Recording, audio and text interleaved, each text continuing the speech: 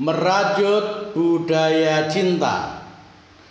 Budaya cinta, civilization of love, kian memprihatinkan di persada Nusantara ini, dan yang menyedihkan mungkin di antara para aktor di bidang politik.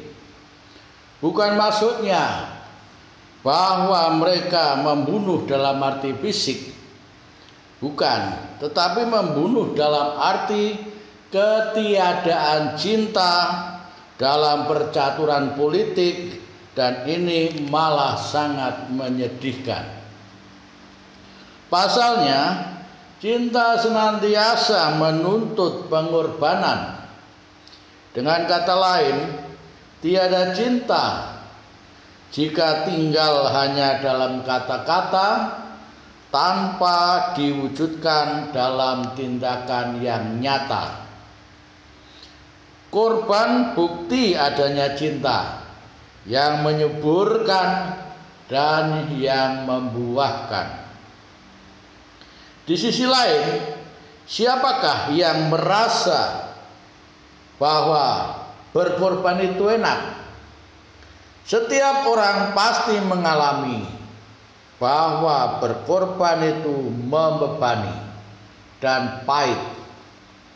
Karena kesediaan berkorban mengandaikan kerelaan untuk lebih memperhatikan kepentingan orang lain, hidup dalam kebersamaan, dan terkadang atau bahkan sering dengan meninggalkan kepentingan diri sendiri.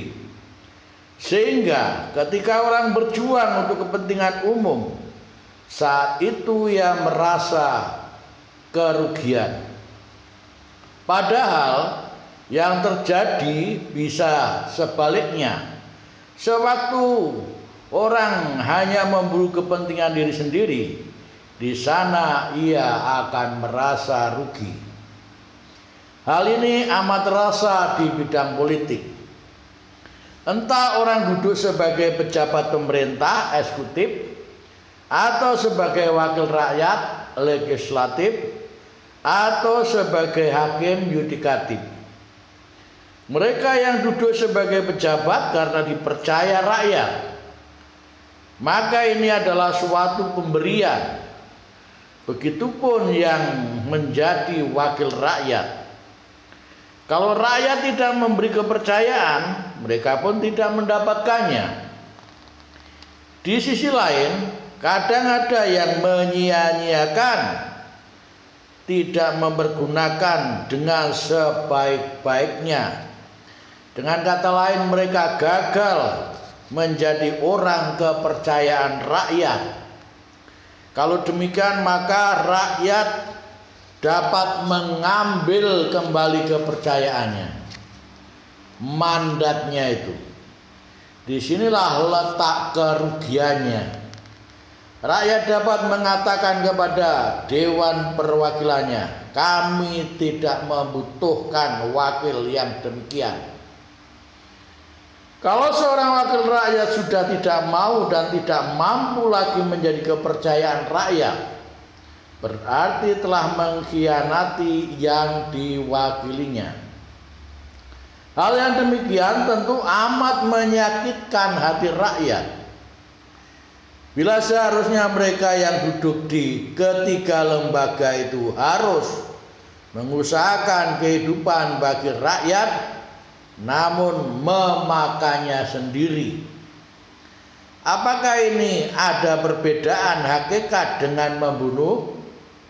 Kiranya sama. Nah, paling kentara saat negeri ini dilanda krisis tak kunjung habis. Saat terjadi banjir di mana-mana, saat konflik memakan korban harta dan nyawa, kita sesuai dengan kapasitas masing-masing bisa berbuat apa? Dalam hal ini para politikus dapat berperan besar.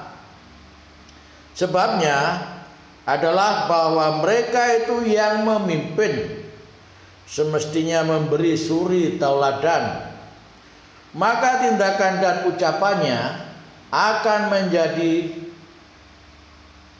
suatu sorotan, selalu dinilai oleh rakyat. Ketika rakyat menderita dan menjerit saat ada kenaikan harga kebutuhan bahan pokok, tetapi para pejabatnya malah menuntut kenaikan gaji yang lebih besar, padahal kerjanya belum tentu dapat diandalkan. Apakah ini sikap yang pantas? Sementara itu, kerelaan berkorban bukan sekedar mau mendengarkan, melainkan turut merasakan betapa menderitanya mereka dan berupaya untuk memperjuangkan nasib mereka. Kita mestinya berusaha untuk berpihak terutama pada mereka yang menderita dan berbeban berat, atau setidaknya menjadi teman yang setia bagi mereka. Ada kalanya rakyat ditinggalkan sendirian tanpa ada lembaga manapun yang mempedulikannya. Bila fenomena seperti ini kian terjadi, bukan tidak mungkin ada lembaga-lembaga non-pemerintah yang akan muncul menjadi pendamping rakyat, misalnya lembaga swadaya masyarakat. Lembaga-lembaga seperti itu tidak seharusnya ada jika memang pemerintah sudah sungguh-sungguh mencintai rakyatnya dengan sepenuh hati. Jika situasi seperti di atas semakin menjadi-jadi, akhirnya pemerintah yang seyogyanya lebih dipercaya akan kehilangan kepercayaan rakyatnya. Hanya partai yang memiliki kasihlah yang akan menempati hati rakyat. Hanya pemerintah yang memiliki hati untuk rakyatnya yang akan mendapat dukungan dari rakyatnya. Bagaimanakah kasih itu dapat diimplementasikan, diwujudkan dalam kiprah politik? Ini sebuah tantangan yang patut dijawab oleh setiap politisi di negeri kita. Tuhan memberkati.